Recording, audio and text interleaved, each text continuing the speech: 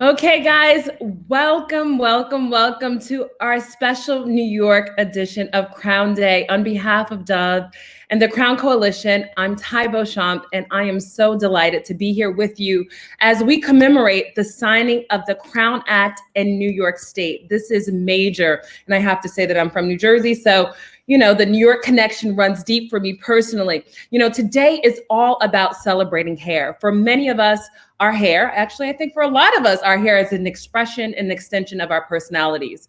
But we also know, unfortunately, that expression is often muted by workplaces and school systems that discriminate against Black people who choose to wear their hair in natural and protective styles, like braids and twists and locks, which I've been doing for quite some time. So on July 3rd, we celebrated the first annual National Crown Day on the first anniversary of the inaugural signing of the Crown Act in California.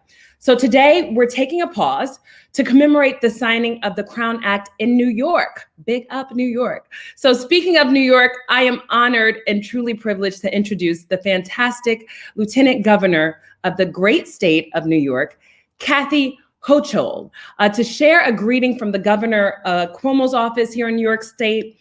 She's the new Lieutenant Governor. Kathy Hochul was elected in 2014 and re-elected for a second term in 2018. Now, she's a big deal because she is the highest ranking female elected official in the statewide office of New York State. She has worked with all levels of government, from Hamburg Town Board to Erie County Clerk, to Congress, where she represented New York's 26th congressional district.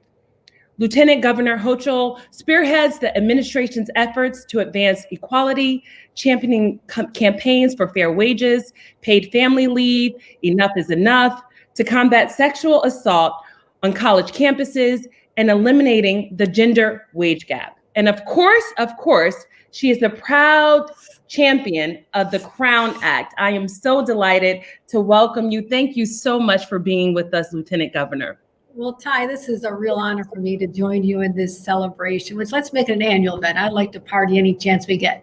And I want to tell every one of you, all of the advocates from California to New York and the other states, you got it done. But you know what's amazing? The fact that we actually had to go to court or go to our legislatures and now go to Congress to ask them for the right to wear our hair the way we want to. For women of color, it's simply an expression of your personality and your identity. And you can be rejected for a job because of that, or told to leave school, or to have a coach tell you have to cut your hair differently. This is going on in America in 2020. Well, not in New York, not in California, not in the other states that have passed it. But guess what, my friends and sisters? We're not done yet. As long as there's a single state out there in America that does not adopt some version of the Crown Act that simply says, leave your hands off my hair, I'll wear it the way I want, because this is who I am, then we have some work to do. And let's make it a national law. My God, we try to get a national law saying we should be wearing masks to save people's lives during a pandemic. How hard was that? Let's try to make sure we can get this right for all the women in our country. And no longer should they have to endure any kind of racism, systemic or otherwise, but especially not when it comes to your hair, which is deeply personal. And it's painful when someone rejects you because of how you choose to wear your hair, and that has to end. And I want to thank our sponsors here in the state of New York, my great friend, Assembly Member Tremaine Wright, and Senators Jamal Bailey, and they got it passed through our legislature, got it to Governor Cuomo, who 1 year ago proudly took up his pen and signed it into law. So that was a great day for all New Yorkers. But again, as New York goes, we want the rest of the nation to follow. Let's get it done in every corner of this country, and then we can party. We are grateful for the work that you continue to do and that you have done. We know that this was no small feat. But obviously, as you said, extremely necessary because it is about systemic racism that we endure and have experienced. But I am proud of the state of New York. I've been a resident of the state of New York and deeply honored of the work that you all are doing there to advance the Crown Act, and we have more states to go for sure. So today we are going to celebrate. We're going to have amazing conversations with dynamic individuals who support the Crown Act and who are doing critical work. We're going to hear some stories and some journeys and some experiences of those who are out here and who have unfortunately sometimes been the victims of this racism against our hair. The first personal story that we're going to share today, and the reason that the Dove and the Crown Coalition decided to tackle the issue of hair discrimination is simple. We've seen it over and over again. We've seen children being sent home from school, to men and women being told that they have to change their hair in order to get a job or to keep a job. So let's hear from a young man who has personally been affected by hair discrimination to hear the reason we are all here today to change the laws in this country. He's a national news network. He's a national news network, but that will remain nameless because he still works there. But his name is Trey Sherman, and you're a New Yorker living in Harlem and working at one of the top 3 networks. I would love to talk to him. Welcome, Trey. Hi, Trey. How are you? Hey, I'm good. Thank you for having me. We are so grateful to have you with us. And so, we obviously understand that some of the conversation is sensitive because you still work at your place of employment. But we want to hear your story. We want to know what you experienced and what happened to you. Right. And just for the sake of privacy, I won't name names, or I won't even name, the network or place of employment where this happened. But I would like to actually start a little further back in my career when I was actually at an internship in the legal field. Part of one of our assignments was to present an oral argument before judges, sort of like a mock trial situation. And I had given my presentation, I had prepared for it, spent a lot of time working hard to memorize what I was going to say. And the judges were giving their critiques. And at one point, one of them, who will remain nameless, applauded what I had said, but then said, "But what's with your hair?" Wow. And, I've had dreadlocks for the past 10 years of my life. And I just simply told him, "There's nothing with it. It's just my hair." And so it's little things like that that have come up, here and there. But I think one of the most significant things that happened was also pretty early on in my career. I was at a place where I was seeking advice on what I should do next in the field of journalism. And I sought advice from a correspondent at one of these networks who basically was giving me advice on how I should proceed, how I could best position myself to advance in my career. And it was a bit disappointing that a lot of the conversation was not centered around the skills that I needed to develop or, what I needed to improve on. It was focused more on me and my appearance.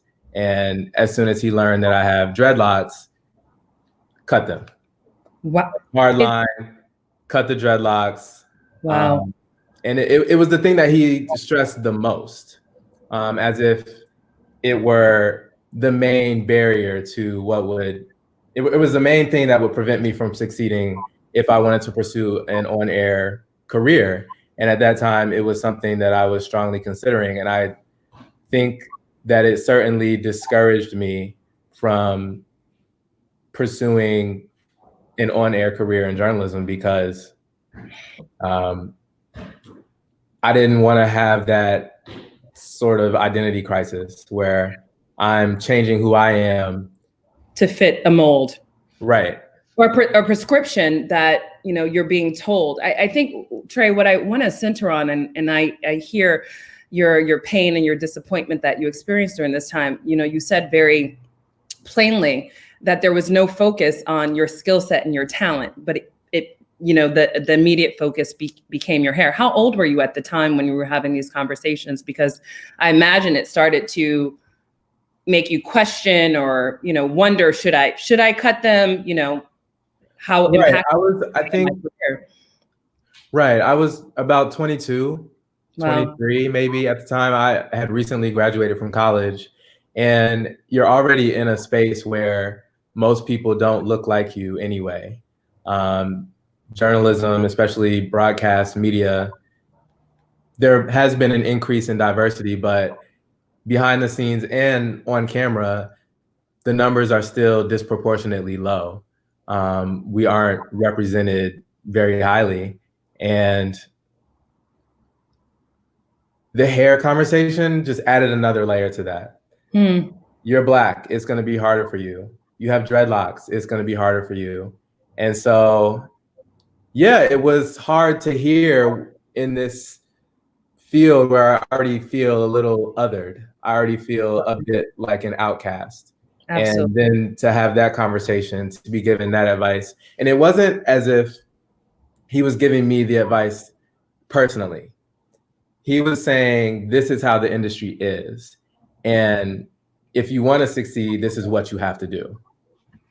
I have to ask, because I only have you for one more minute, unfortunately. You know, this is such an important topic for us to have this conversation about. What does the Crown Act mean to you? Knowing that the Crown Act is now passed in your state as you continue to work in the journalism field, what does it mean to you?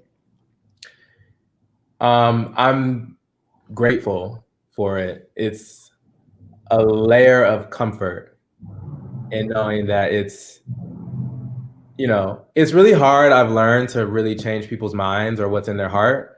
But if something is written in law to protect you, there really should be nothing that's more powerful than that. And hopefully, as more people learn about the Crown Act and it gets passed in more states, which I'm sure we're all hoping for, you know, people will actually change their minds about these preconceived notions they have about natural hair, because it's exactly that. It's hair that's natural. Naturally. That's natural. And exactly. That should not be a topic of contention. Trey, thank you so much for sharing your story. I look forward to seeing you continue to rise in whatever field you're in. So grateful for your presence today, and happy New York Crown Day to you. Happy New York Crown Day. Thanks for having me. I'll see you soon. Thank you so much. Wow. Impressive young man. I want to see him on air. That's for sure. So I'm excited to introduce this next panel where we will have a conversation about how it all happened in New York. And this panel will feature AC Eggleston-Bracey, Assemblywoman Tremaine Wright, and Adjoa Asmall. Are you there, ladies? I'm here. Can you hear? I can hear you. And now awesome. You can see it's your nice beautiful faces. Adjoa and Ty. Hi, ladies. Hello. How are you? Super. I'm so excited to be back with you. I mean, it was just July 3rd, so a little less than a month ago that we were celebrating National Crown Day, and now we're here celebrating New York State. And everything that happened here. I mean, you two dynamic women, along with an amazing team of mostly Black women, with support of quite a few Black men, have really shepherded this Crown Act and the coalition forward. So I would love to start with you, AC. Why did Dove want to do something about hair discrimination, and why was it important work for you? That's a great question, Ty. And I think it starts first, I know it starts first with the purpose of Dove. You know, Dove is on a mission to make beauty universally accessible to all people, each and every individual. And there's so many barriers to that today in society. And we would see stories like the young man Trey that, you know, would just talk about, we would hear all these publicized stories of people that were experiencing discrimination because of the hair. And more importantly, that it was legal discrimination. We were first prompted by the case that went to the Supreme Court to overrule from Florida because chastity was discriminated against. And we just said, it's not okay. And we decided that we needed to do something about it. And so do something about it. We thought, what can we do? And, you know, the people in support like Adjoa, you can change the law. So, you know, that's what we set out to do. And so we gathered elected officials and talked about the issue. We first talked to women and young men to say, what does our beauty look like and what does it mean to us? And as we all know, and I've experienced, it's more than our hair, it's everything. Like our hair is who we are as our identity. So as we started this effort, we talked to Black legislative officials. Actually, before that, I met Ajwa at Essence Festival like 2 years ago, I want to say. And we were talking about how we wanted to make a difference in areas of discrimination on Dove. And, you know, Ajwa was like, sign me up, you know, and so influential in terms of her connections into helping us bring to life the change. When I say us, it's Dove and the Crown Coalition and our partners. So again, that's how it all began, was the intention, meeting Ajwa knowing the landscape, Joy Collective bringing Ajwa on, and Dove continuing to champion the change. Well, AC, I mean, we've talked about this, and you know, during National Crown Day, I literally felt so amazed and just enamored by the fact that, you know, it started as this idea, and it got bigger, and it recognized, and you all recognized, that it wasn't enough to just talk about it, but to take it to legislation and to change laws was no small feat. And so here we are celebrating New York and the passing of the Crown Act there, and we know we have more to do, but it is no small feat at all. What was it like to get the bill passed in New York? I know that we're expecting Assemblywoman Tremaine Wright to join us, but if either Ajwa or AC can speak to this, you know, what was it like to get it passed in New York? I'll say a little something and then pass it over to Ajwa. It was actually so exciting. And I don't say that as an exaggeration, because when we started this effort, we thought it would take us a couple years to get any traction at any level of legislation. So with Ajwa's help saying, you know, go talk to national Black elected officials and talk to congresswomen and senators, from there, it like took off. And so it was like California and New York were in a race. So first it was, you know, beloved Senator Holly Mitchell from California, but then it was Assemblywoman Tremaine Wright, and they were just working how to get the legislation passed. And so every day we would say, you know, Ajwa, who's going to go first? And it was like, we got a bet going on. It's going to be New York. It's going to be California. You know, it's like New York was like, we won't be undone. So it was exciting. So New York, so California, Senator Holly Mitchell actually, through Governor Newsom, signed first, but New York was the first state to actually enact the Crown Act, because when they signed it, they made it effective immediately. Whereas California signed July 3rd, but it didn't go into effect until January. And so New York was like, we will not be outdone. And the governor, very New York. Thank goodness for Governor Cuomo, and Assemblywoman Tremaine Wright said immediately. But Ajwa? Oh, well, good. It's good to be with you, sisters. Always good to be in the company of Black women who are about the business of change. In terms of signing the bill, I have the pleasure of working at the intersection of both policy and politics, and of course, championing all things racial equity along the way. And so when we were having that chat that AC mentioned down at Essence Festival, and was like, we are literally going to change laws, it just came down to determining what the legislative strategy will be. And so, you know, again, I get to work in this space every day. And so knowing who the players are, what's on the table in terms of bills, reaching out to my sorority sister, Assemblywoman Tremaine Wright, who is natural herself, and she has been natural. So even before sort of this you know, wave of sisters who are deciding that they were going to go natural, she had been natural. And in the caucus chair, that means that she's in leadership, and she has the relationships within her chamber in order to move the bill. So I have to shout out Senator Bailey as well, only because we know that while this issue disproportionately impacts Black women, that is not exclusively, it certainly impacts our brothers. And he is in fact a father of little girls. And so he was like, I'm on board. And so to AC's point, it was definitely down to the wire. We were getting updates back and forth. They actually passed it in both chambers in New York first, but of course we always pay homage to Senator Mitchell for introducing it first. But they were on the floor literally at like 4 o'clock in the morning or something along those lines, okay, we're up. And so it really requires legislators who understand the issue, who are committed to both not just racial, but to gender equity as well.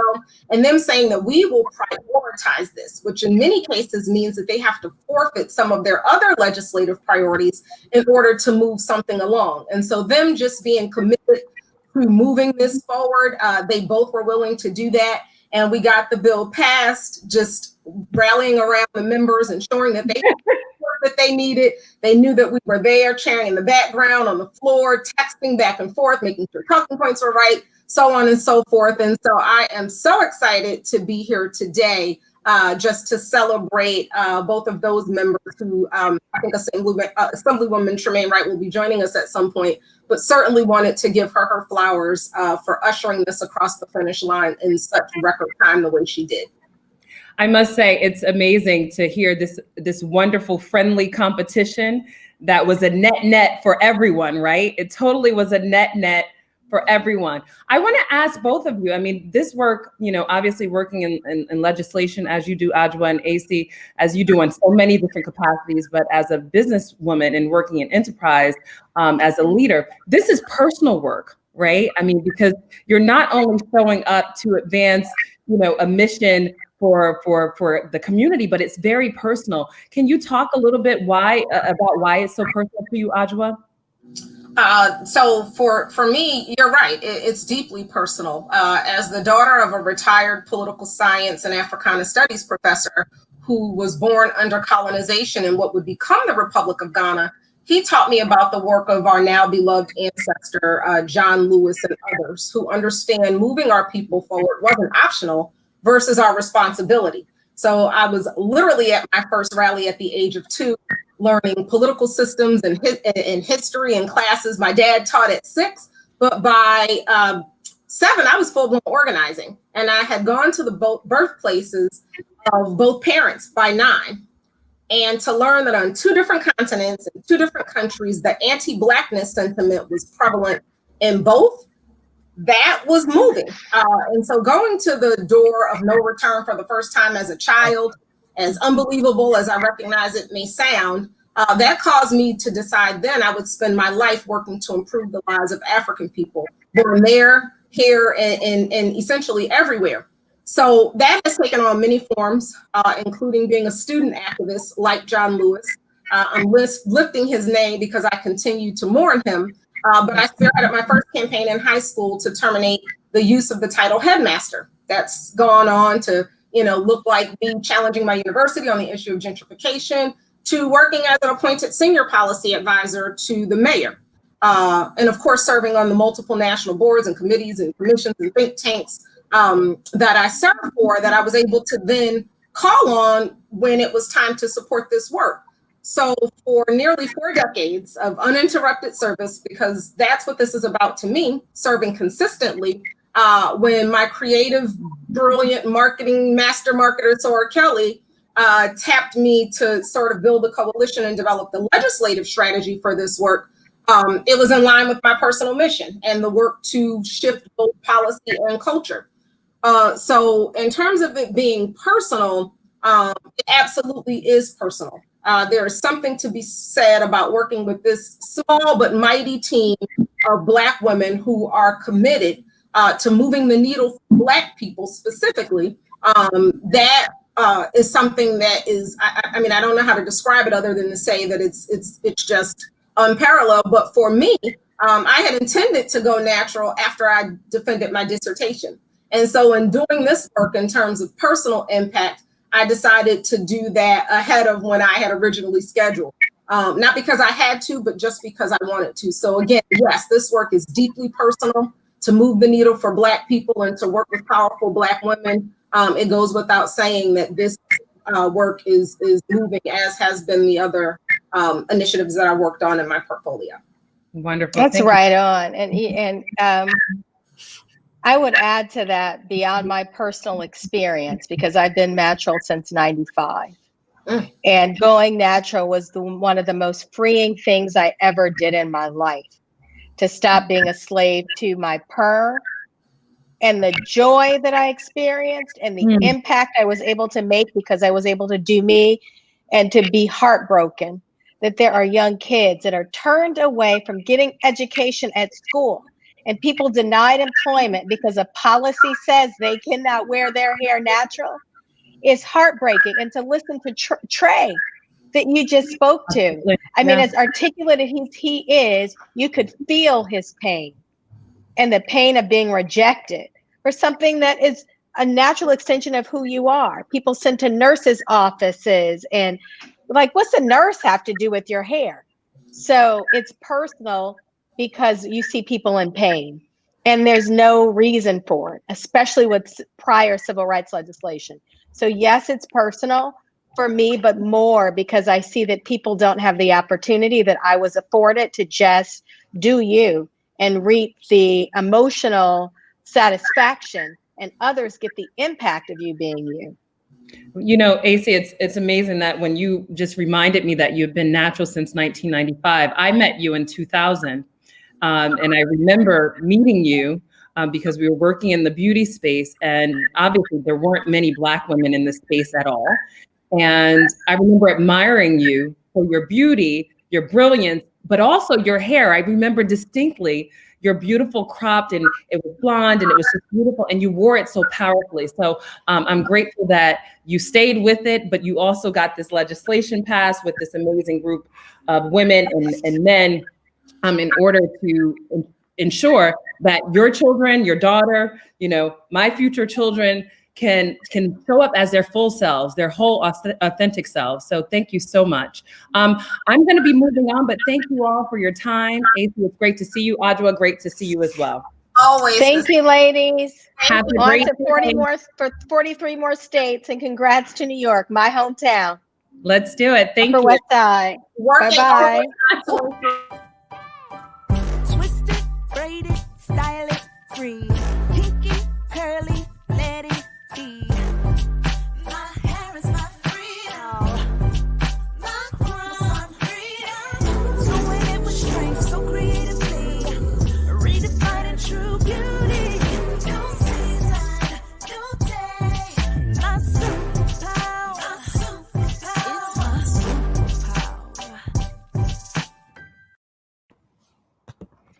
All right. I'm so excited as we continue this conversation.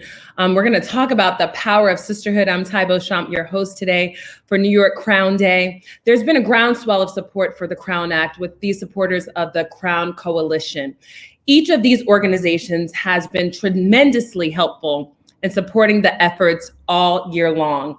So I'm excited to have join me today, Diane Bailey, who is the CEO of Emerge NBIA, the Natural Beauty Industry Alliance, and she has been working in the natural hair industry for over 30 years. Great to see you, Diane. Good morning. Good morning. Good afternoon over there. And I'm in LA. I'm not in New York, unfortunately. Also joining us is Danielle Brown, president of Jack and Jill of America, the largest Black family organization in the world. Great to see you, Danielle. Great to be here. Wonderful. Welcome. Also joining us is Alicia Spearman, Chair, Leadership Fellows Program, Alpha Kappa Alpha Sorority Incorporated. Welcome. Great to see you. Thank you so much. So we know that sisterhood has been such an important part of this journey, and each of your organizations have been supporting members of the Crown Coalition from the very beginning, since it started with the movement, correct? So I want to just frame that up because, again, I'm always happy to see dynamic Black women come together, and the power of sisterhood is just so dynamic. But why was it important for each of your organizations to support the Crown Act in our natural hair journey? Well, for me, I've been in the natural hair care industry for over 35, 40 years. So It was a natural component. It was just an easy ride. It was mesmerizing. I was enthralled. I was pushed and pulled into a direction, and it just led me on this journey of really helping my community and my industry, because I talk to hairstylists. I talk to the women that actually do the work, actually do the braids and manicure the hair and create the curls. And it wasn't just for me a job, but a passion and a desire to actually elevate the conversation of self-care and self-esteem. So that for me it was just like all the pieces came together when the Crown Act came. That's powerful to hear. I mean, because you know what it's like from a practitioner standpoint, but then you also know what it's like from your own individual experience. Thank you so much. I'm going to throw that same question to you, Danielle. Why was it important for Jack and Jill to be a part of the Crown Coalition and support the Crown Act? Well, we heard the stories just a lot like the young man was talking about. I think that our children were being discriminated against, and many of us didn't know. I think we're desensitized to racism. This is leftover from Jim Crow. Don't forget, they shaved our heads when we came over from slave ships. They didn't want us to have any ounce of knowledge about ourselves so that we could have self-esteem about ourselves, to be able to think well of ourselves. And I know when we heard those stories about our children, they were being discriminated against, whether it was at school, whether it was in activities for them in sports, we knew we had to act. And I love our children, especially our teens, because it was through their voice that they said no more. And I always am reminded that it's in this generation that I believe the change is going to come. And I didn't think we had to stop. I heard what Diane said. It is liberating to be able to be free, to be exactly who you are. And when you are who you are, it then helps with your confidence. Absolutely. And I think it's wrong. So that we've been able to work all of our 247 chapters along all of our states from Alaska all the way to Florida. And we are determined, as our kids are and we are, we're going to change this. And very excited. I love it. I love it. And your enthusiasm and passion, I mean, it's contagious, Danielle. But as I think about, young people, even just speaking with Trey earlier, and, on National Crown Day, we spoke with Faith, the young lady from New Orleans. It can be so damaging. So now to have young people to come to the forefront and say, no more, not for me. This is not what's going to happen to and for me. And to be a part of the solution is just really powerful. Thank you so much. Thank you. Alicia, I would love to ask the same question of you. Why was it important for AKAs to support the Crown Act? And even if you want to share a little bit of your natural hair journey or your hair journey. That's wonderful. Well, first and foremost, I have a lovely teenage daughter who Danielle is also a member of Jack and Jill, who has a head full of beautiful natural curls. And then on behalf of our international president, Dr. Glenda Glover, I've also had the pleasure of implementing and executing a leadership development program for undergraduate members of Alpha Kappa Alpha Sorority Incorporated, and basically meeting and interacting with these fabulous young ladies from all around the world with all different hair types.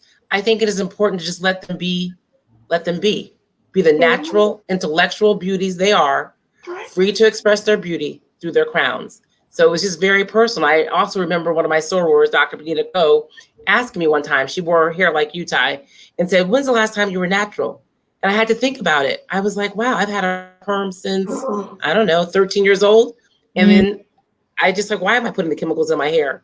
And I just stopped. And like AC said earlier, you don't even know that you could feel so free, by just going natural. So that's kind of our journey with AKAs and me personally. Wonderful. Alicia, I'm laughing at you because I'm thinking, clearly you must be under 50 because you haven't had no gray hair. When you get to gray hair, they ask you, is it perm or color? Make your decision. No, they say that still. They say that still. It's always about the health. It's always about choose one. But I must tell you, Alicia, I've worn my hair every which way. I wore a pixie for many years, relaxed, unrelaxed. I've worn braids, weaves. I've done it all. There's nothing. This has been, short of cutting it all off, which I'm tempted to do at times. This has been the most freeing, just to have the braids and not have to worry about it. And so I'm so grateful to be able to be in this community where we honor that, where we recognize that as being a part of our crowns. So each of your organizations has supported the work that the Crown Act is doing in different ways. How are the members of your individual organizations supporting the work of the Crown Act? Who wants to start? Well, we have an event that comes up annually, the Natural Hair Convention, and the convention we always support the Crown Act. So this year we're going to be doing it again in November. It's specifically going to be dealing with men and natural hair and their perspective. We're also going to be talking to a lot of the millennials around their education and natural hair, because we're finding that there are schools, again, we've gone through this, that look at their hair as other and diminish them in so many ways so that they can't even get to the next level because they have to change their hair in order to be seen in that school environment. So we're taking it on. We're taking it on. I'm in New York. This is real for me. We have a high concentration of young people with natural hair. We're taking it on, and I'm so proud to be a part of this coalition. Thank you so much. I love what you said about bringing men into the conversation too. As we saw with Trey, you know, it's not just women that experience this, Black women that experience this, but I also think the more noise we make collectively, the more we'll be able to advance legislation going forward. Danielle, why don't you share? It's always like, I love that you started smiling. Why don't you how Jack and Jill in the organization is supporting the work? Well, we've been supporting by doing all of the petitions, and I think our young people have really been liberating other individuals. As you know, we wear our hair all different ways, and you heard Alicia talk about her daughter. I think that has also come into play. I think the other aspect is changing our young men. They have been desensitized to what they see on television, and they believe long hair, you all know, come on with me. And getting our men to say, come on, natural is beautiful. I remember being at a teen conference and hearing a young man go to a young lady who had her hair was so beautiful. And he said, you are beautiful. Wow. And I just smiled because I said, you get it. Now I have 3 daughters, come on over here. I think that we have been at the forefront, and our children really been doing it with all of the campaigns that they have. And also, especially before COVID, and even after being able to talk to their peers about what it is in natural hair. And quite frankly, they have been the liberators of the ones that we are modeling because they're wearing the hair. Absolutely. And they are telling us as moms, you can do it too. And so they've been the ones that have been helping us. And I've seen that difference. Now I live in Virginia. You all know about Virginia. Now, we did turn blue, but I'm so happy that in my state, just like New York, we also did the ban. And I'm so happy that we were able to do that too. So they're going to do it in every state. So we're in a lot of states to be able to make sure that every state has that the legislation is passed. So I'm really happy with what we're doing. Danielle, you brought up a really important point that I just want to, shed light on. And for everyone, there's still time to sign the petition. So go to thecrownact.com. We need everyone involved. Continue to have those petitions signed. And thank you so much for all of the work that you're doing. Alicia Spearman, would you please share with us how your organization, the AKAs, are involved in advancing the work of the Crown Coalition? Well, AKAs, Alpha Kappa Alpha, is extremely proud to be an original signature supporting the Crown Act. That's first and foremost. But also our members have been working with their state legislators and governors in introducing Crown Act legislation and advocating for the passage of this important act. In particular, I'm in Connecticut, for example, and we've been advocating for statutory protection for hair textures and styles in the Fair Employment and Housing Act and state education codes. And so we're just kind of mobilizing all around. Connecticut's a blue state too, Danielle, and we're hoping that our governor, he's been listening to us. People have been going up on the Hill and testifying, and we've been joining other local organizations, something you said earlier, Ty, partnership with the YMCA, YWCA, the Links, Jack and Jill, so forth and so on, because the more voices they hear, the more they'll listen to us. But it's vital to us, and we're happy to be a part of this movement. One of the things that I've shared with AC and Kelly at Joy Collective and the team there, when we talk about the Crown Coalition and what is so dynamic, even what we see during this day, is the fact that partnership really crosses all industries, all sectors, all communities. And that's really, really powerful to see. What are you mentioned YWCA? What are some of the other partnerships, Diane, that you're leaning into in order to advance the Crown Coalition? Well, we partner with the Natural Hair Industry Convention, which encompasses barbers, locticians, hair braiders, everyone that's in the industry, but not just about natural hair. We're incorporating cosmetologists too. Now, even though they deal with chemical services, we want to embrace all people, because that's the whole issue. They always used to separate and make it as though there was a hierarchy of beauty. And what we're saying is there is no hierarchy, that all hair is beautiful. And so with that, we are embracing many people from different areas of hair care and skincare and beauty in total, to really address the issues, the psychological, the historical. We talked about earlier a little bit about Jim Crow, and educating people around Jim Crow so that they can understand that this does not happen in a bottle. It happens over a period of years. And when people come into the salon and want to transition into natural, some of them are literally crying in your arms, literally fearful of what their parents, their husband, their job, or whatever judgment might be going on. So the Crown Act is not only creating a pathway for jobs, but it's really a pathway for healing. It's a pathway for healing.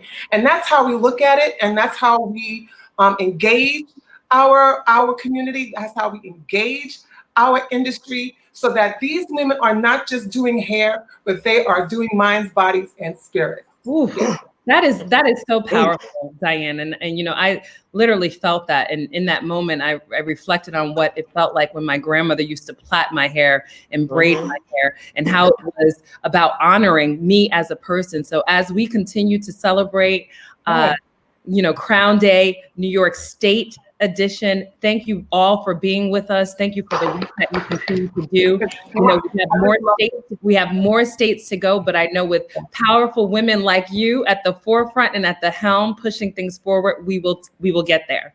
Awesome. Thank you, Ty. Thank you so much. Thank you. Have a wonderful rest of the day.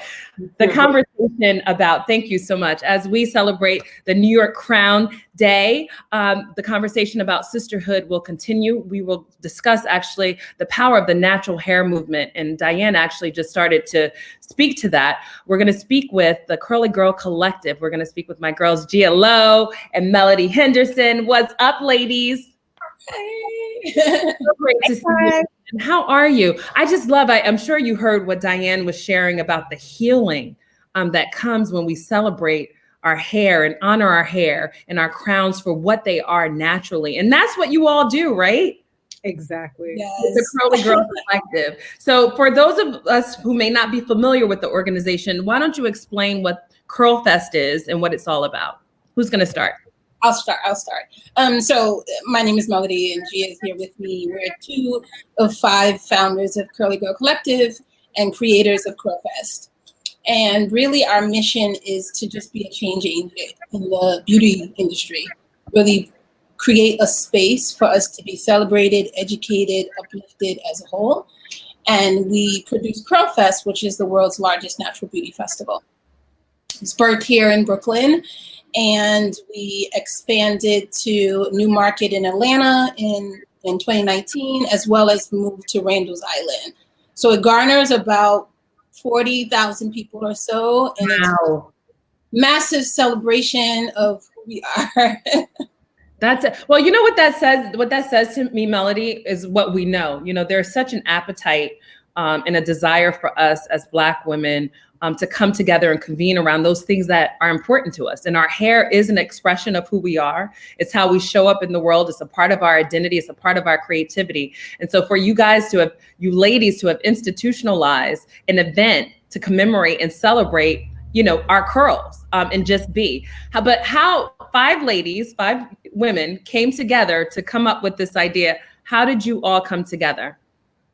I'll take that one. It's actually a pretty funny and serendipitous story. We started digital first. So it was a crew of us on this email thread that we were having discussions, asking questions about all things around our beauty, starting with our hair. What are you using? What are you doing? Also, our relationship in respective to our hair. What kind of men are attracted to us with natural hair versus not? What are the experiences we are having in the workplace or at interviews? Just all kinds of conversation all day on this thread.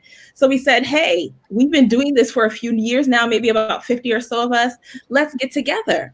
And so our business partner, Tracy, had a gathering at her apartment in Brooklyn, and it felt so good. It felt so rich and so elevating to feel seen, to feel connected, to bring all of this conversation we had on a digital platform to real life.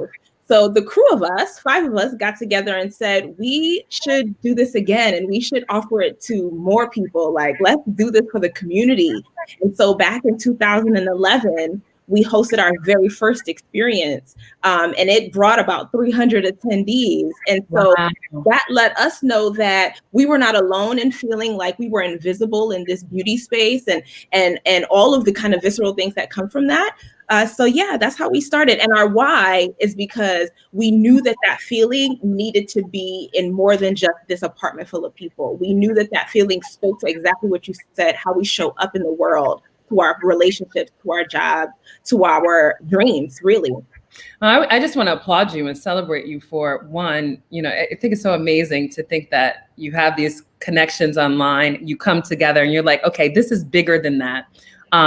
And to bring people back together. And I know now we're during, we're in the middle of a pandemic and during COVID, so we're not physically coming together, but to know that this community still thrives, 40,000 people, that's huge.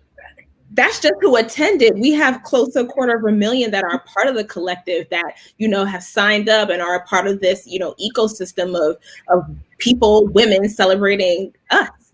I love it. I love it all. So why was it important for you to be a part of the Crown Coalition? I mean, obviously your mission and why you started was really about celebrating hair and crowns, but why was it important for you to actually take a position to say, we want to be a part of the coalition? What can we do? How can we advance the mission and the cause? Either one of us could speak to that. Yes. Let's start with you, Gia. Go ahead. So I think we all have kind of a really heart-connected reason to why it was important. But I mean, just on the surface, it is a piece of legislation that is protecting us from discrimination, which all of us may have a story around that, whether it be through hair or other ways. And so as soon as we got wind of this opportunity, it was a no-brainer for our community to be a part of the force that makes this something that's federal.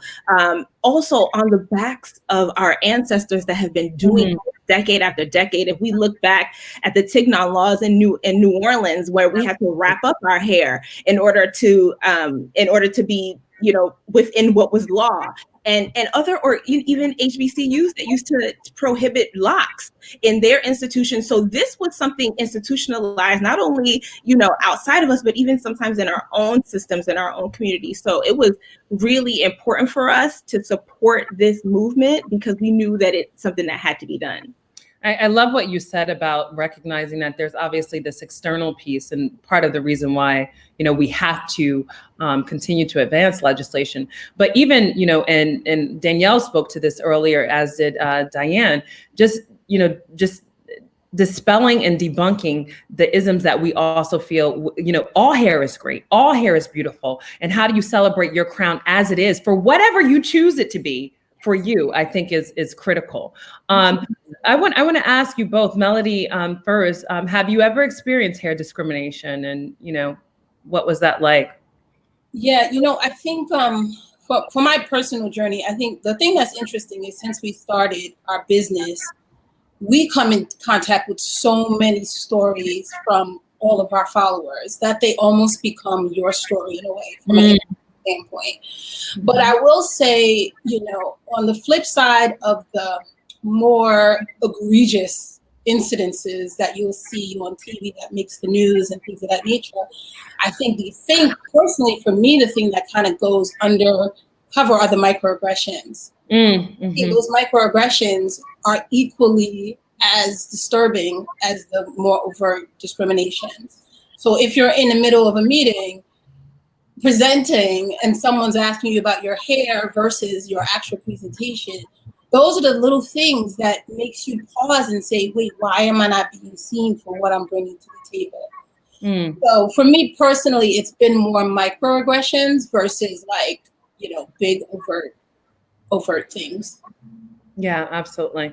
Thank you for that. Gia, have you, and I've known you for some time. I've known you both socially, of course, for quite a bit of time. And I've seen you wear your hair all different ways, and the shaved sides to the braids top to, have you ever experienced hair discrimination? And was that a part of the reason why, you all decided to found the Curly Girl Collective? Yes, on my personal journey, I absolutely have. In 2000 and somewhere between 2006 and 2008, I was getting rid of my sewing and I was showing up to work with a new style. And a lot of our friends can attest to times where they were questioned about a new style in their hair. But that speaks to exactly what Melody said, microaggressions. Sometimes you don't know how to handle that. Back then, I didn't even have the word microaggressions to label to understand it. But I was introduced by an account executive to our client and this is Gia, and she's doing something crazy with her hair.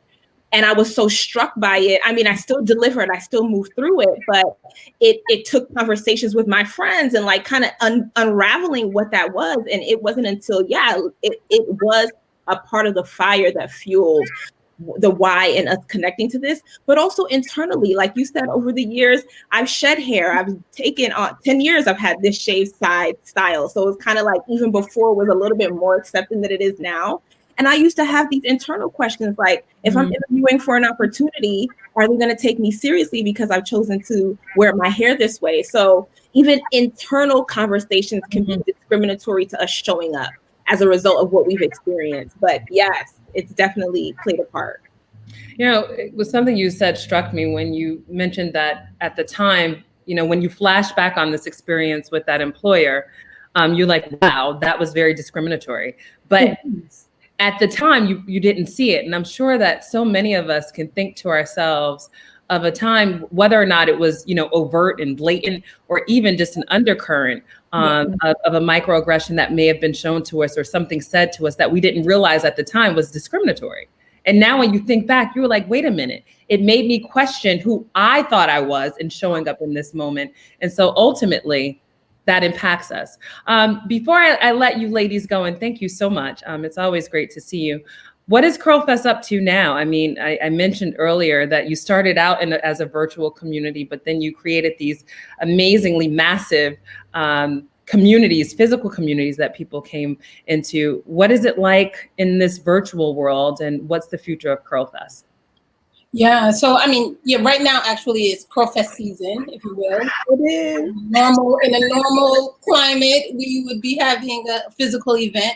And I think what this whole season has taught us, right, with COVID and the pandemic, is that our community is still there, right? Yeah. So in a lot of ways, we're going back to sort of our roots in a way of how we started digitally. So we'll be having a virtual experience in September, really to galvanize our community, appointed day where we're going to celebrate together with brands, with education, with empowerment, with vibes. So that's the plan for 2020 and 2021, God willing, we'll be back. You're like, we're coming back. It's not going to stop. No, it'll never stop. Check out the hashtag right now if you want to relive the experiences of 2017, 2018. The hashtag is hot right now because today is the anniversary of CurlFest 2018. So you'll get to see some flashback photos. What's the hashtag? CurlFest. Okay, perfect. So if everyone checks out the hashtag CurlFest. I love that it's time that we're celebrating Crown Day New York and also CurlFest. That makes a lot of sense. And you both are New Yorkers, correct? Yes. And Islanders. And Islanders. Okay, perfect. Well, both. Happy New York Crown Day to you both. We are so grateful for the work that you're doing and that you continue to do to advance really a celebration of our beauty ultimately. That's what it boils down to. That's why, for me, I am so passionate about the Crown Act and the Crown Coalition, because I believe in all of our unique beauty, our individual beauty, the textures, the skin tones, the hair lengths, the hair designs, all of the things. All of the things. It's really about us celebrating our unique beauty in every single way. So we're really grateful for the work that you do. What's your social media handle? Because you also have a super large community online. Oh, yeah, sure. So you can find us at Curly Girl Collective on YouTube, Instagram, Facebook. Our website is curlfest.com, and we'll be looking forward to you guys joining the collective. Thank you. Well, thank you for being a part of the coalition, the Crown Act Coalition, the Curly Collective. Thank you so much, ladies. Have a wonderful rest of the day, and happy New York Crown Act Celebration Day. Happy New York Crown Act. Always good to see you. Good to see you. Twist it, braid it, style it, free. Pinky, curly, let it be. My hair is my freedom. My crown, freedom. So wear it with strength, so creatively. Redefining true beauty. New season, new day. My superpower.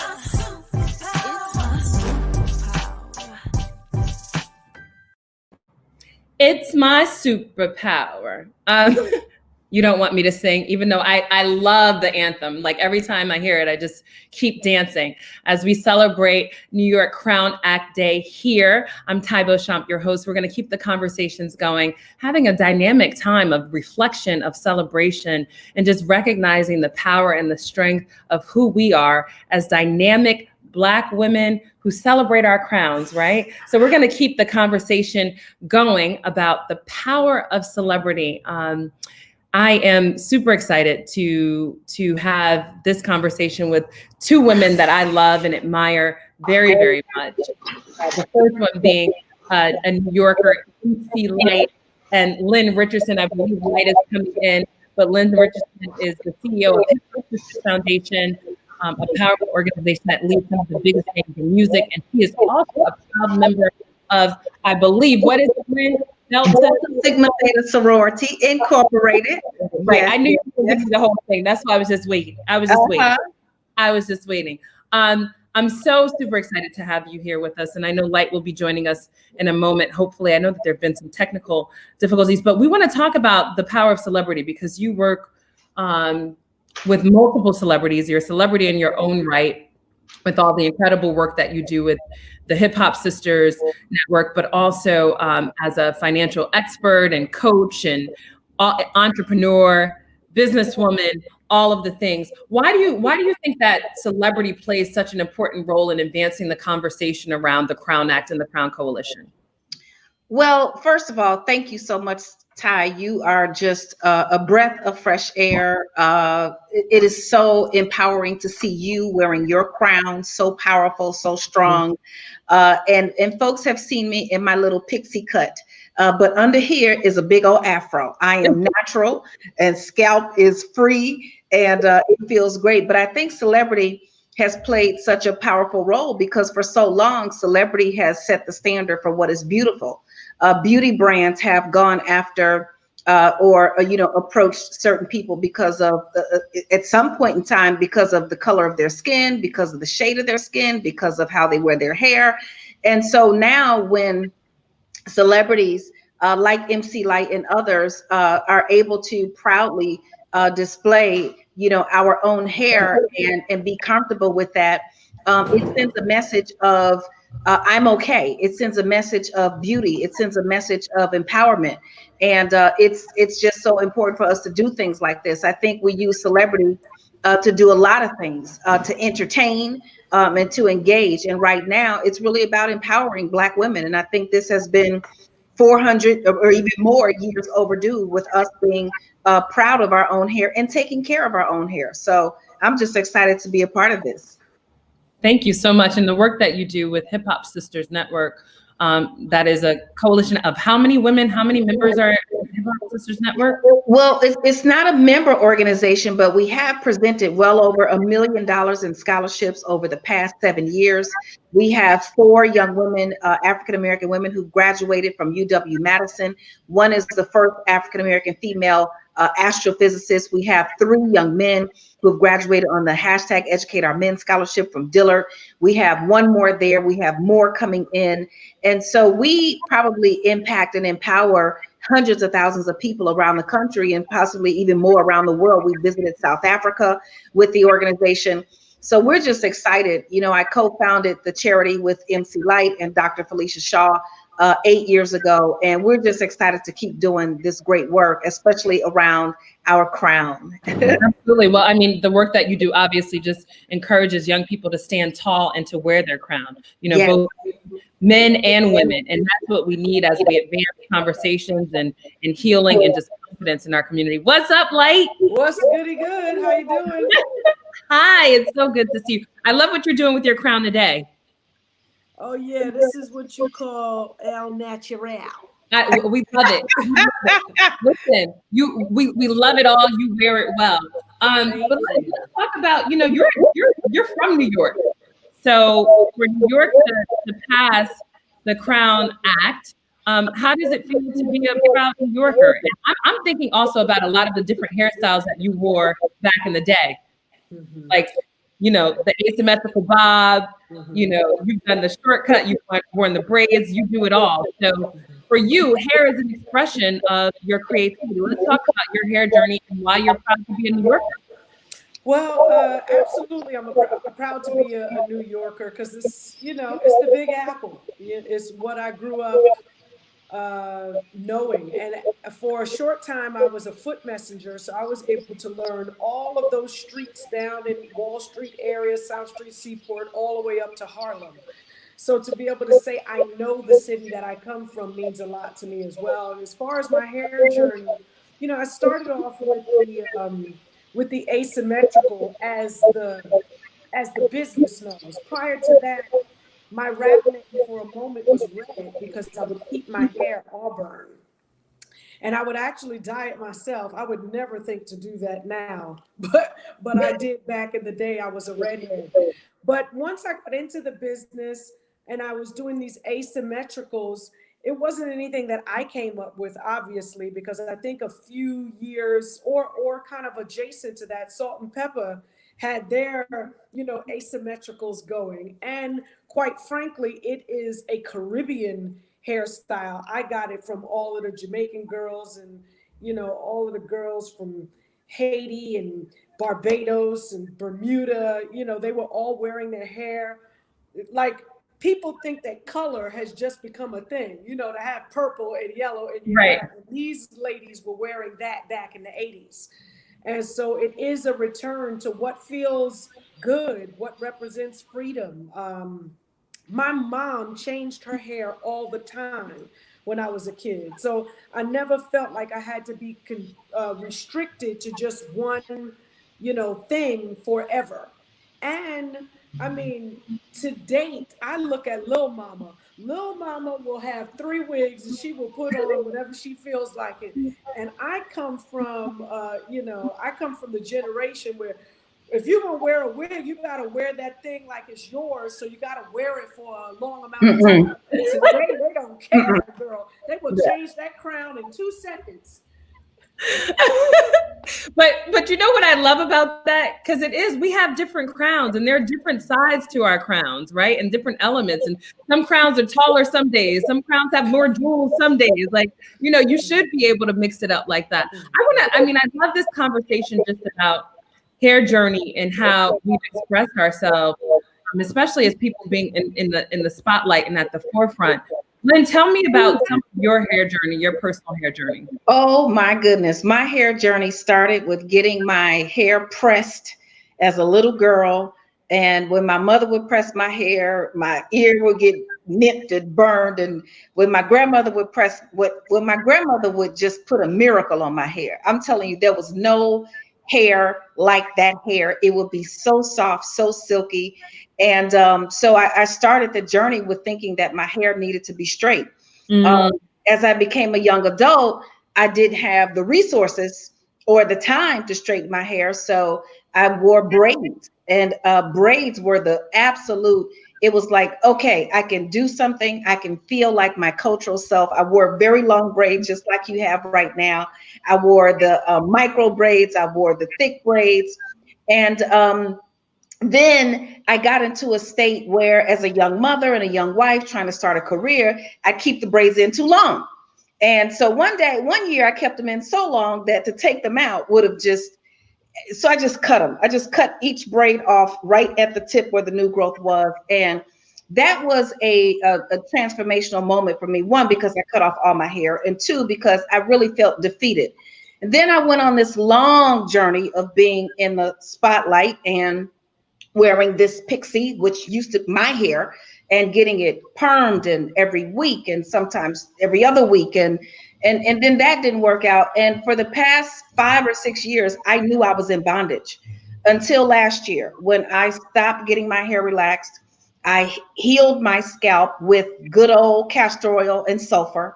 And I tell everybody that I didn't have to go get a hair transplant or any of that stuff. Good old fashioned castor oil and sulfur, and light was there to see it. My family and friends, like my hair changed like this, and now I have this huge afro under here. So under this wig are 4 French braids going to the back. Love it. And I feel free. I feel like I accomplished other things. I accomplished a career and financial wealth and all this other stuff, but I was still in bondage with my hair, and I feel whole. And I have to say, it was really the last thing on my journey to accomplish. And I just feel free. So my crown is free. And I love that. I Yeah. love that. But I also, I just want to pick up on something I think is really important too, is that there's a healing. And when you know, the healing that comes when we say, this is who we are, this is how we want to show up, you know, and it's healthy. And whatever that is for the individual, I mean, that's super, super powerful, Lynn. Yeah. We talked about the asymmetrical haircuts and, you know, what you've done as an artist and as a performer. Tell me, like, when you really started to love your hair. Was there a moment that you can think about when you started to love your crown? Oh, you know what? It probably was during the time that it was a couple of moments.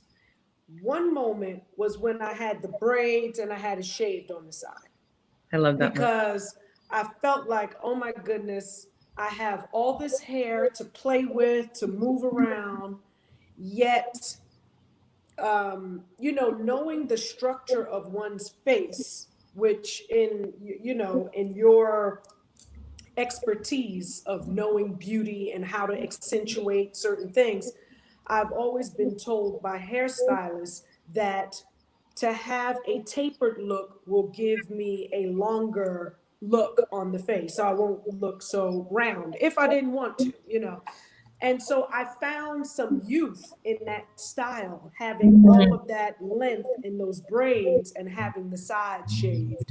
And also, you know, when I was 15, I was putting I was putting parts in my eyebrows. I did that too.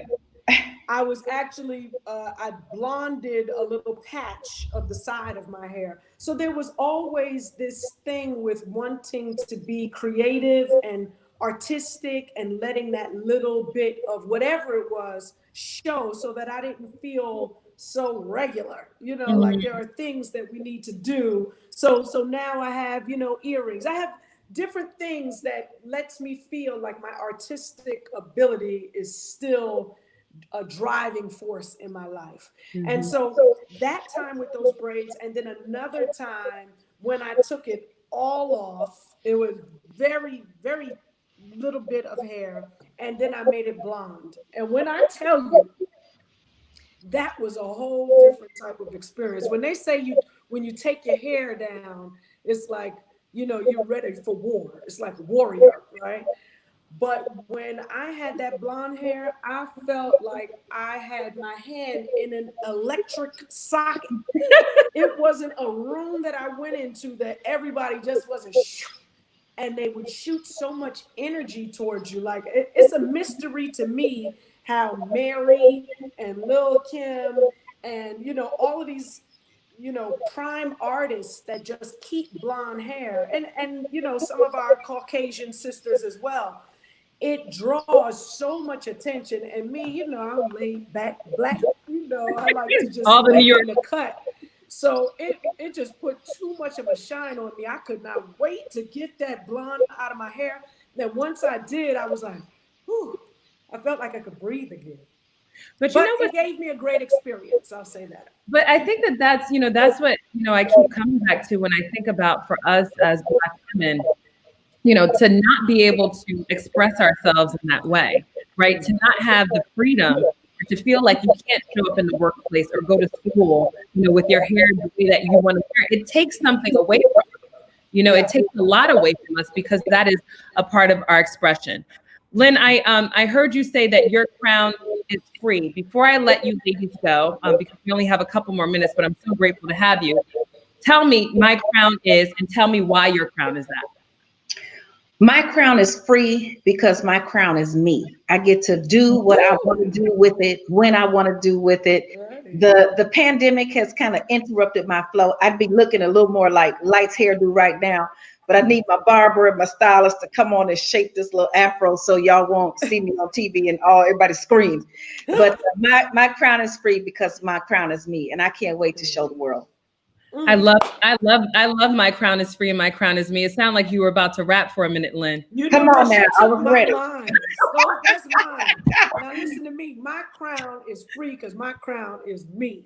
See, don't it sound like an MC Light? I'm like, yeah. So own that, Lynn. You got to say it like that next time. Light. My crown is, and my crown is mine. My crown is mine, and it feels good. It feels free.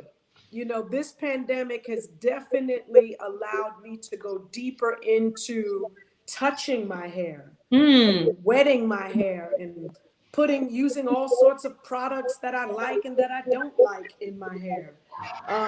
Being okay that if I use a product one day and I don't really like it, I'll just let it sit for the day and see if it matures into something else. Our hair is chameleon-like. It responds to different products. It's alive. My crown is alive. How about that? Oh, I love that. So my crown is free. My crown is me. My crown is alive, and that's the way it's gonna be. I'm gonna keep my day job, but that was my little crap.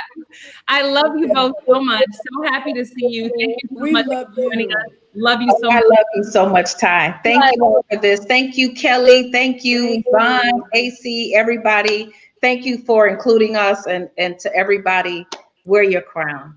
That's right. Wear your crown. Tall. I'll talk to you soon. Thank you so much. How amazing is that? Y'all didn't really want to hear me rap, so I pulled back just a little bit, right? Just a little bit, but we're going to keep the amazing conversations going as we celebrate New York Crown Act Day. Our next panel discussion I'm super excited about. It's using scale for good and celebrating our collaboration with the YWCA. I have AC Eggleston-Bracey. I have Kara Sabat. Hi, Kara. I haven't seen you. And Alejandro Castillo. Did I pronounce it correctly? Alejandra. Right? Alejandra Castillo. Yes. CEO of the YWCA USA. Great to see you, ladies. Thank you so much for joining us. This is great. Today has been good. I've really enjoyed it. And Kara, I just realized great. I got braids now, and I was inspired by Crown Day, July 3rd, and I got my box braids, and I've been rocking them ever since. They are absolutely gorgeous. You ladies look gorgeous. This is an important conversation, and we touched on this a little bit earlier, AC, because and obviously having Kara here with us from Shea Moisture and Alejandra to talk about the importance of commerce and business and enterprise being a part of the solution, right? And how we scale for good. So you talk often about Unilever using scale for good. Can you share a little bit more about that and what that means to you and Unilever? If only you rap first. That was amazing. I love I it. mean, I must Yeah. tell you, there was a time in my life I did perform a rap song in 5th grade talent show, and it was to Slick Rick. That's all I'm gonna say because I'm But I'm dirty. sure it wasn't as sweet as my crown is free, my crown Probably is not. me, my crown is alive, and that's how it's gonna be. Hey. Bam! Loved it. That was good. Loved That it. was It was good. incredible. So, Ty, we've known each other a long time, and I've worked around in the beauty industry. And, most of the time in the beauty industry, the work you do in business is to make products, sell products, and then make the company you work for profitable through that venture. And you feel good that you serve consumers with your products and you earn the money, but that's kind of the mindset, you're a publicly traded company. And as I had the opportunity to kind of like retire from having worked in beauty for so long, I was trying to figure out my next chapter. And I came across Unilever, which is a company I knew for a long time, but it had a reputation of doing good, but I thought it was like corporate rhetoric. And then I talked to all these people at Unilever. I was like, these people are for real. I love this. Like, this is a company that truly believes the purpose of business, not the responsibility, like the purpose of business is to do good in the world. Like, that's why business exists, to help fuel the communities that you're a part of. And I was like, I'm down for that. And so the person that recruited me said the goal of Unilever is like to use us up for the community. And so whenever I have the opportunity, I talk about, like, for the first time, I've never ever in life said I was proud to work for a company. Like, I'm proud to work for a company that does good. And a part of that, Kara is here for Shea Moisture. It's like, I'm so proud of Shea Moisture and what it does and what Kara is doing as the CEO of Shea Moisture to make our community better. So I do think it is the responsibility of business. I do believe in the model that Shea coined called community commerce. You have to invest in the communities where you earn your profits, and the communities profit because of that profit. And that's the model I aspire to. So I have 24 brands that I run. It's a $5 billion portfolio. And we really do believe it matters. And the goal across all those businesses is to make a positive difference for people, call it consumers, for the communities that we live in, and then for our planet, really to be planet positive. So, but let me ask you this, AC, did you imagine over the course of your career in beauty and in consumer goods that you would say you would be able to impact legislation? Did you think that? I mean, no, you just don't think like that. But I think I believe that's how life goes. You reflect back on things that make an impact and things that make you happiest. As you know, for many years, I ran CoverGirl, which is when we first met. And I saw the impact it made of bringing in talent like Queen Latifah, Janelle Monáe, Ellen DeGeneres, Pink, that were unexpected beauties, and the impact that had on people and the impact that had on shaping beauty images. I remember Latifah would say, AC, I really think it's because of the work I did on CoverGirl that I got the opportunity to do Chicago. So I really believe beauty matters. And we were just talking to the beauty industry. There was a gathering just before this about our responsibility to impact and shape the stereotypes because beauty contributes those. So your question was about legislation. That was the next extension of what needs to be done. There's one thing for us to show up and have our images be celebrated. It's another thing to have our livelihoods impacted because we can't go to school and we can't get a job. And so, what needed to be done. And that was the great partnership with Joy Collective saying, yes, this issue exists. And then, Ajua and the team saying we can do something about it. It was like, all it took was that. And it was like, let's do it. Absolutely. Let's make it happen. We can do it. We are grateful that it's being done and it has happened and it will continue to change lives. And I just think about the impact that it has on young children when I think about faith and just being able to show up as your full self, however your mom chooses to do your hair or how you choose to wear your hair, because sometimes it is mom, but just the impact and the importance of that. Kara, I want to go to you. AC talked a little bit about the work that Shea Moisture does with this community commerce program, but I mean, I think just as a company across the board, you're a powerhouse brand serving Black community for years. Can you share some of the things that Shea Moisture is up to now? And how long have you been at Shea now? Has it been a year yet? 7 or 8 months. Yeah, okay, perfect. Wonderful. I was like, I know we're coming up on a year. We We'd love to hear from you. And first of all, I just want to say congratulations to everyone, to AC, to all of the teams that have been involved in the past year, bringing the Crown back to fruition. And I was a 17-year resident of New York, so it's really exciting to be here on this call. And I do want to say, we were joking in the beginning that I have these braids and that I just got them Crown Day. But I don't want to understate the importance of the work of the Crown Act and the work of AC's leadership. Never in my life have I ever had box braids. And I am 50 years old. I'm natural under here. I've been natural for the past 5 years. But to feel like I can have the permission and the freedom to express creativity in a professional setting, I think is a testament to AC's leadership and to all of the work around the Crown Act. So I just want to kind of level set that. Like, it's not major, but it's kind of major. And so it is. It's very exciting. And as we were saying, to be able to be in a position where you are able to fully be your full authentic self. And I think that's when all of us really thrive in terms of our leadership, in terms of our impact, when there is a full expression of ourselves. So to answer your question around Shay, I think there's a lot that has been happening, obviously, in society around oppression and prejudice. And Shay has always made sure that we serve our community. So there's a lot of work around social justice that we are embarking upon. And I'm excited to share that in a couple of weeks, we will be announcing who our advisory board is. We have some real heavy hitters that we're going to announce. And we will also be announcing the way that activists, or we really call them almost racial or social justice entrepreneurs, if you think about it, these activists, and we will pair them with advisors and then narrow it down to 5 who will be awarded $25,000 grants to further the work that they're doing. So you can go to ShayMoistureFund.com to learn more. And that's one of the most exciting things we're working on right now. That's great. Wonderful. That is very exciting. I must say that Shea Moisture stays busy doing the work, I think, of the community, which I think is really important, and how inclusive it is. So to have a brand that stands for something, but to also invite others to be a part of that is really powerful. So thank you so much, Kara, and thank you, AC. Alejandra. I have to say, I have been on from the very beginning, and it's touched my heart. I've laughed.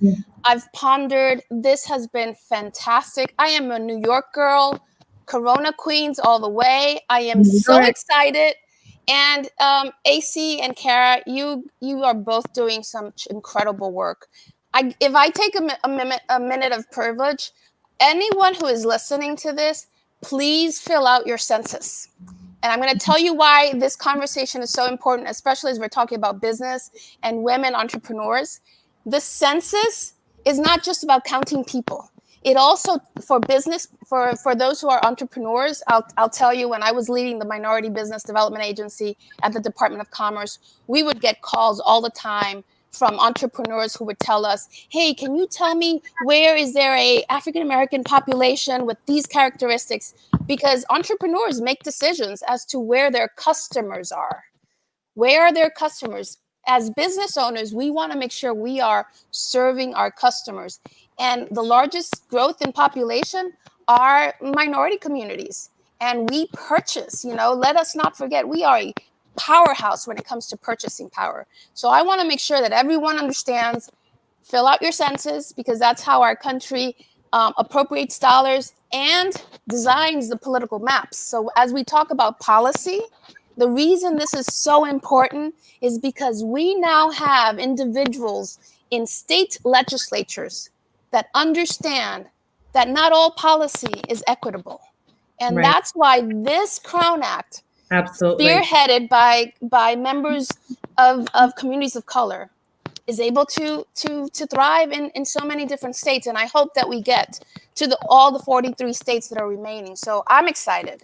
So thank you for that moment of privilege. No, absolutely. Thank you so much, Alejandra. And we will get there. Absolutely. I think with this fierce coalition that we have in place, of dynamic women, mostly women-led, I know that we will get there, especially considering all of the advancements that we've made already in one short year or over the course of the last year and a half. So with that, I would love to ask Alejandra, excuse me, why was it important for the YWCA to get involved with the Crown Act and the Crown Coalition? Sure. So, you know, we are the first fully racially integrated women's organization in the country. We're the oldest women's organization in the country, 162 years.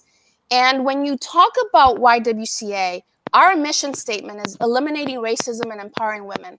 A mission statement that I have to say, Dr. Dorothy Heights really pushed the YWCA to make sure that we understood the intersection of race and gender. And she was a powerhouse, also a Delta Sigma Theta woman. and it's, you know, it's these moments in time. 50 years ago, she said, this organization has to really be the force, that forward-thinking organization. And today, you know, we get a lot of folks who say, "Oh, is that a new mission statement?" And we say, "No, this has been our mission statement, and we're true to this work." So from that perspective, it was a no-brainer. It was part of, we have to not only work on behalf of making policy, but you know, as it was said before, AC, you said something very powerful. You said it's personal because we see people in pain. And when we talk about policy, we talk about what is it that we need to do from a policy perspective to make sure that we're healing, but to make sure that we're also advancing in those areas that for so many years have been neglected. And, you know, I come from, my parents are Dominican, and Dominican women, you know, it's the straightening of the hair. We're seeing a big change in my culture, in my community, that finally we don't have to always think about how straight our hair is and the curliness, and the fact that you have these young entrepreneurs who are doing Curly Fest and Curly Girl Collective. That's how you unleash change. You unleash innovation. You unleash entrepreneurship. So for us, we're so happy to be part of this. We hope to do much more. We hope to build the crescendo so that the next conversation is at the U.S. Capitol. So how's that for a goal for us? I absolutely love it, and I love what you we accept. We don't stop. Exactly. We're going to keep going. But I love what you said, Alejandra, about the idea of going from pain to celebration as we heal. This is about, you know, going from this pain point to celebrating all of our unique beauty, all of our curls, our coils, our kinks, our layers and the texture. So I want to thank you all for being with me. Thank you so much. Very nice to see you, Alejandra. Great to see you, Kara, again. I love the box braids. Thank you for joining us, and we're moving on. Have a wonderful rest of the day. I think, AC, you're going to stay up with me for a moment as we talk about the continuation of the Crown Act and what it is like moving forward. So Dove and the National Urban League have been founding members of the Crown Coalition since day one. And your tireless efforts have paid off to form this amazing coalition. So as we prepare to end our inaugural celebration of Black Hair Independence Day, let's take a moment to reflect on the past year. We only have about 5 minutes. It's good to see you, Mark. Hey, good to see you, Hey, Mark. Ty. Good to see you. AC, what's up? Good to see you all. I love this. I feel like over the course of the last month, I've probably seen you both a lot more than I have in the last year. It's all good. You all are giving me nothing but good vibes and good luck and good power. I love it. I'm loving it. Yeah, but thank you. As we celebrate New York today, it's really important that we, you know, just put an amazing bow or put a crown on top of our heads to talk about the fact that, you know, this has been a year in the making. So Mark, you've been a champion in the fight for justice for many, many years. I won't say any numbers. I'll let you do that. But what are your thoughts on the tremendous success of the Crown Act? I mean, it's been the determination, the brilliance of the coalition, the focus on getting a result. You know, many times people envision change, and the vision has to be translated into concrete steps. And from the very beginning, this coalition was about legislative change. And when Senator Hawley in California got on board early and quickly, I was amazed how quickly legislation came to fruition in California. it was then easier for other states to follow suit. It made sense. In state legislatures, I served in one. State legislatures love to follow what other states are doing. And traditionally, states like California and New York are always leaders, particularly when you're talking about more progressive pieces of legislation. And so I think it's amazing that a year has gone by. Now we've got a lot of work to do.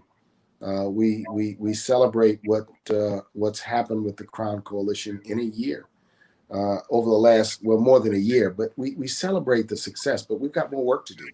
We've got more states. We've got, I think, a national law that I think we can pass. I think the climate, if the climate in the nation continues to change, I think, and the protest movement operationalizes itself to a policy movement, which I think is what we all want, then I think we can make a tremendous amount of progress on this. So, AC's brilliance and courage, and I think thought process about putting together a coalition and building a combination of a messaging platform to help people understand why and what this is all about, combined with a real meaningful effort to change the law, is why this coalition has been great to work with. I will be honest, serving a lot of coalitions, and some of them become talk fests. And you get a lot of good talking, and you get a lot of good, and you end up, sometimes you feel like you're just on a merry-go-round running in place. This has been distinctly different. And so all the partners we've worked with have been tremendous. And let's go do more work. Absolutely. Well, thank you for that, Mark. And thank you for all of the work that you do. And I think the partnership between the National Urban League and Dove is a special one. So AC, Hey, I used my Dove products this morning. All right. Keep that coming. Don't stop that. Don't stop. That. But AC, as we wrap up, just tell us about, why it was so aligned, I think, to work with the Urban League, and also what do we have to look forward to, as we move forward. So three things that I will say. One is, this is all about community and partnership. So the Crown Coalition is the enabler of the Crown Act. The legislative officials carry the act, and the Crown Coalition creates support for that. Legislative strategy, a range of things. So to manage through that, you need a like-minded partner. So in the Crown Coalition, there's 4 founding partners. There's Dove, there's the National Urban League, there's the Color of Change, and there's Western Center on Law and Poverty. Western Center on Law and Poverty. That was important for California. Mark from the Urban League has been an incredible partner. It's like through the ups and downs, the peaks and storms, strategizing on which states, approaches, just there all the time. And really where it showed up at the next level is also through COVID. It's like, what more? He initiates, what more should we be doing? So, Dove with the Crown Coalition and with Mark, distributing masks to help keep people safe through the Urban League locations. So it's like a partnership of like-minded mission, committed to the Crown Act, but also committed for more. The third thing I want to say, I don't know that we've talked about Crown stands for creating a respectful open world for natural hair. That was Senator Holly Mitchell's brilliance, as it is our Crown. It's amazing. And then during the racial justice crisis, Mark was like, what more can we do? This coalition is a great concept. So we're doing Crown Coalition 2.0. And in Crown, it's creating a respectful open world with no racism. And that's also in partnership with Joy Collective. Like, that's what more we can do. Because really, hair discrimination is race discrimination. Absolutely. So we're already paving the way for that. So when you say what's next, stay tuned for Crown Coalition 2.0. They're beyond the stereotypes and images that the Crown Act is around that create injustice. We've got 3 others. One is voter safety and inclusivity. The other is reimagining public safety. And then the other is economic empowerment. And so, Unilever with the National Urban League are partnering together to create even more legislation and systemic change in racism, inclusive of hair, but not limited to that. This is absolutely amazing. And today has been fantastic. And I'm super grateful for both of your leadership in this work as we continue to move forward. And obviously, as you said, there's more work to be done. But as we also celebrate the accomplishments and just champion all of the work that has already been done. So thank you so much for all of that. This has been a fantastic day. I don't know if there are slides that we're supposed to see. Yeah, I think there's a slide. Let's see. All right. So this is just really recognizing the point on it takes a village. We have 7 states down. We have 43 more states to go. We have 20 states that have taken action, 23 that haven't. So just recognizing from New York, Assemblywoman, as we've been talking about, Tremaine Wright, from New Jersey, Senator Sandra Cunningham and Assemblywoman Angela McKnight. Next slide. This is the village. Virginia, our only southern state, Senator Lionel Sproul Sr. and Delegate Dolores McQueen. Thank you, McQueen, for getting it done in Virginia. In Colorado, these powerhouse women, Rep. Leslie Harrod, Rep. Janet Buckner, and Senator Rhonda Fields. Thank you. It's my pleasure to be with you and signing in Colorado. And then in Washington, Representative Melanie Morgan. So it is a village. Maryland Delegate Stephanie Smith and Maryland Senator William C. Smith, men and women making it happen. And then not just the 7 states, we have 2 municipalities. That's Montgomery County in Maryland and Cincinnati, Ohio. And we see the city council member, Chris Silback, and then in Montgomery County, Council President Nancy Navarro and Council Member Will Jawando. So thank you to this village, and more to come with the federal legislation that's been introduced. You see this fabulous, esteemed team here, Senator Cory Booker, Congressman Cedric Richmond, and then the powerhouse women, Congresswoman Marsha Fudge. It needs so much love because she championed this from the beginning with the Army, and she's co-carrying the national bill, Congresswoman Ayanna Presley and Congresswoman Barbara Lee. So again, thank you for that, and then way more to do. Thank you to you both, and thank you to the entire coalition, to the Joy Collective, to every member of the coalition, to all of you for joining us today. I'm Ty Beauchamp, deeply honored and humbled to be with all of you as we celebrate New York Crown Act Celebration Day. It's been fantastic. Thank you, AC, for having me. It's been wonderful. We're going to close out now. Have a wonderful rest